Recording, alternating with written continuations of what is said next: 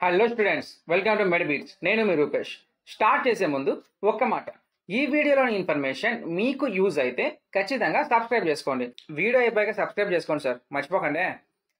మన అందరికీ ఒక డౌట్ ఉంది, మైనారిటీ మెడికల్ కాలేజెస్లో హిందూస్ కూడా జాయిన్ అవ్వచ్చా అని.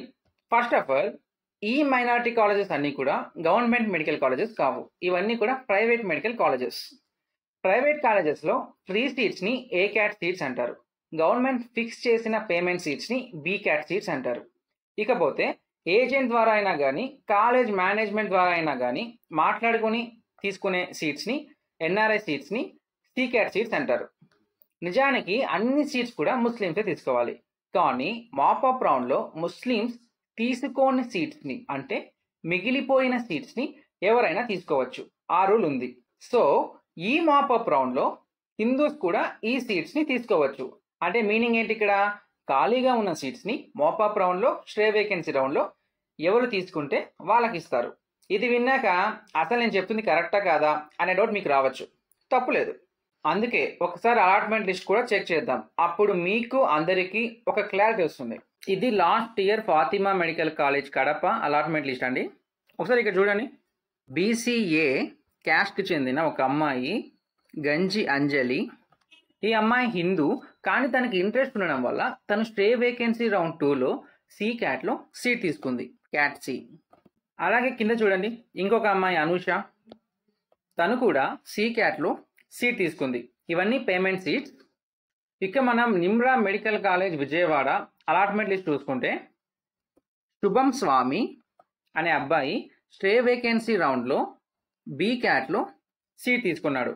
అలాగే చూడండి, ఇక్కడ సింధూరా ఏయూ రీజన్కి చెందిన ఓసీ క్యాస్ట్ అమ్మాయి, Vaishnavi OC caste, Nagarjuna Yadav BC D caste, Shantavardhan SC caste, Pujari Soumya BC B caste, Sumanasri SC caste, Tejaswi ST caste. వీళ్ళందరూ కూడా డిఫరెంట్ క్యాస్ట్లకి చెందిన వాళ్ళు, కానీ వాళ్లకు ఇంట్రెస్ట్ ఉండడం వల్ల ఈ కాలేజ్ తీసుకున్నారు. A cat seats, B cat seats maximum ముస్లిమ్సే తీసేసుకుంటారు. సి క్యాట్ సీట్సే ఎక్కువగా మిగులుతాయి. వాళ్ళు తీసుకోకుండా మిగిలిపోయిన సీట్స్ని మాత్రమే స్టే వేకెన్సీ రౌండ్లో ఎవరైనా తీసుకోవచ్చు.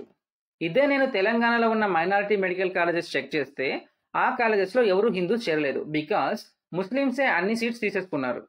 ఇక్కడ ఇంకొకటి, మీకు సి క్యాట్లో సీట్ రావాలంటే జస్ట్ క్వాలిఫై అయితే చాలు, మెరిట్ ర్యాంక్ ఏం అవసరం లేదు.